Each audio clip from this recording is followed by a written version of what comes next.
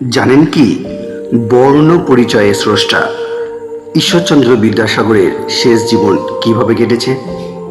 এই মানুষটির জীবনে কতটা দুঃখ ছিল, কতটা যন্ত্রণা ছিল, সেটা আজকে আমরা জানব। সুদীর্ঘ এক বর্ণিল এবং প্রাণচাঞ্চল্য ভরা শিক্ষা জীবন এবং কর্মজীবন অতিক্রম করে শেষ বয়সে এসে খুব একটা ভালো সময় কাটিয়ে যেতে পারেননি এই মহাপণ্ডিত। অভিমানে ক্ষতবিক্ষত এবং ভগ্ন হৃদয় নিয়ে এমনকি নিজের স্ত্রীর শ্রাদ্ধ করতেও বাড়িতে যাননি উনি। বিনয়ী এই মহামান্য পণ্ডিত নিজের ছেলেকেও করেছেন ত্যায্য। মা বাবাকে টানেননি কাছে। মা বাবা দুজনেই কাশিবাসী ছিলেন এবং সেইখানেই এক এক করে মারা গেছেন। বলা চলে একেবারে একাকী। হৃদয়ে রক্তক্ষরণ নিয়ে উনি ওনার শেষ জীবনটা কাটিয়েছেন।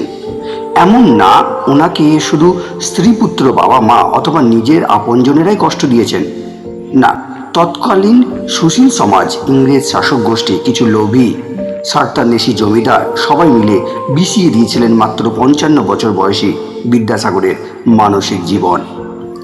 অমানসিক অভিমান আর ক্ষোভ থেকে একেবারে নিভৃতে নীরবে নিজের উইল লিখেছিলেন 1875 সালের 31শে মে তার নিজের কেনা আমহার্স্ট স্ট্রিটের বাংলোতে বসে।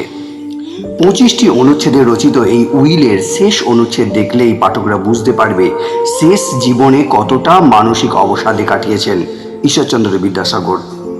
তিনি লিখেছেন, আমার পুত্র বলিয়া পরিচিত শ্রীযুক্ত নারায়ণ বন্দ্যোপাধ্যায়, যার পরনায় যথেচ্ছাচারী ও কুপদগামী, এজন্য ও অন্য গুরুতর কারণবশত আমি তাহার সংস্রব ও সম্পর্ক পরিত্যাগ করিয়াছি।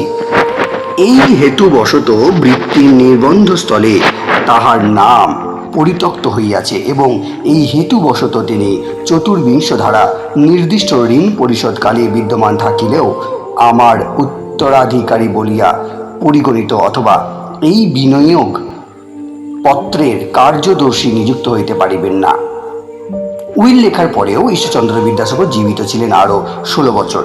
বস্তুত মাত্র 38 বছর বয়সে 1858 সালে যখন উনি পদত্যাগ করেছিলেন সংস্কৃত কলেজের অধ্যাপকের পোস্ট থেকে, তখন থেকেই ওনার জীবনের অবরোহণ কাল শুরু হয়ে যায়। নিজের দুচোখ ভরা যে অদম্য স্বপ্ন নিয়ে তা অনেকটাই নিষ্পেষিত হতে থাকে প্রবল প্রতিপত্তি এবং সচ্ছল জীবন থেকে সরে আসার জন্য। পারিবারিক নিরাশা সেদিন থেকেই ওনাকে জীবন নৈরাশ্যের দিকে ঠেলতে থাকে। বিদ্যাসাগরের পারিবারিক জীবন বিশ্লেষণ করে দেখা যায় তার জীবন নিরানন্দ হওয়ার পিছনে প্রধান ভূমিকা ছিল তার পুত্র নারায়ণচন্দ্র, মাতা ভগবতী দেবী এবং স্ত্রী দীনময়ী দেবীর। পারিবারিক কোন্দল ঠিক না, তবে নিজের গ্রাম এক বিবাহ ঘটনায় ঈশ্বরচন্দ্র বিদ্যাসাগর খেপেছিলেন নিজের মা, স্ত্রী এবং পুত্র নারায়ণের ওপর। সারা জীবন যে গ্রামের জন্য তিনি লড়ে গেছেন এবং সেই গ্রাম ছেড়েছিলেন তিনি, এমনকি ওনার স্ত্রী মারা যাওয়ার খবরেও আর গ্রাম মুখ হননি। গ্রাম ছাড়ার পরেও 22 বছর বেঁচেছিলেন, কিন্তু একবারের জন্যেও ও গ্রাম দর্শনে যাননি। নিজের বাড়ি ঘর, নিজের হাতে গড়া স্কুল, আত্মীয় স্বজন সব পিছনে ফেলে এক অদ্ভুত অভিমানের জীবন কাটিয়েছেন বিদ্যাসাগর। 60টির উপরে বিধবা বিবাহ নিজ খরচে করাতে গিয়ে 1867 সালে দুর্ভিক্ষে দেনা করে অন্নসত্র খুলতে গিয়ে প্রচুর দেনাতে আক্রান্ত হন বিদ্যাসাগর। দেনা পরিশোধের জন্য নিজের প্রতিষ্ঠা করা বুক ডিপোজিটরি দান করেছিলেন। নিজের করা প্রেস এর কিছু অংশ বিক্রি করে দিয়েছিলেন। প্রেসের কাজে তেমন সময় দিতে পারতেন না। এর সুযোগ নিয়ে কর্মচারীরা করেছিল চরম অনিয়ম আর দুর্নীতি। এছাড়াও নিজের পুত্র নারায়ণকে বের করে আনতে পারেননি নিজের পিতার অতিরিক্ত স্নেহ আদর থেকে। ফলশ্রুতিতে নারায়ণ এর শিক্ষা গ্রহণ কেবল প্রাথমিক লেভেল পর্যন্তই সীমাবদ্ধ ছিল। ভাবতে পারেন, বিদ্যাসাগরের মতো পণ্ডিত ব্যক্তির ছেলে নারায়ণ বন্দ্যোপাধ্যায়, সে কিনা মাত্র প্রাথমিক লেভেলেই পড়াশোনা করেছিলেন। কুপথে গিয়েছিল নারায়ণ, তাই নারায়ণকে তিনি ত্যায্য করেছিলেন। সব মিলিয়ে প্রচণ্ড বিক্ষিপ্ত ছিলেন বিদ্যাসাগর। শরীর ও মন দুটি ভেঙে গিয়েছিল। এরপর 1866 সাল মিস মেরি নামক এক ইংরেজি বিদ্যা হৈতেশীর সাথে তার মেয়েদের এক স্কুল পরিদর্শন থেকে ফেরার সময়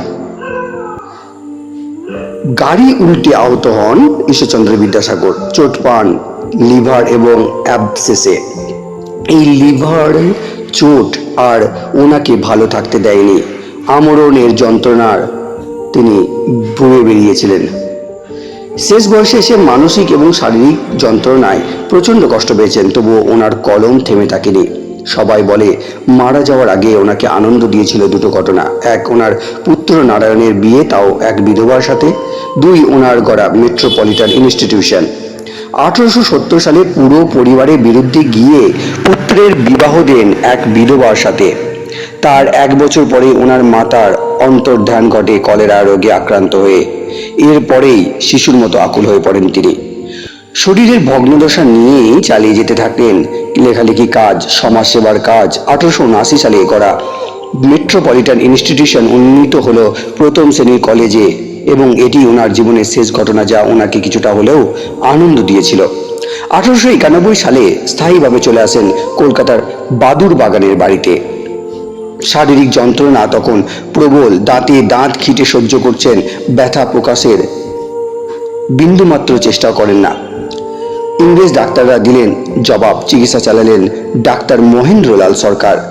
বাদুর বাগানের বাড়িতে এসেছিলেন জুন মাসে, কিন্তু 1.5 কি 2 মাস যেতেই 29 জুলাই রাত 11টার পর থেকে আর ওনার কোনো রেসপন্স পাওয়া যায়নি। রাত ঠিক 2:18 শেষবারের মতো চোখ খুলে নিজের পুত্রের দিকে তাকিয়েছিলেন।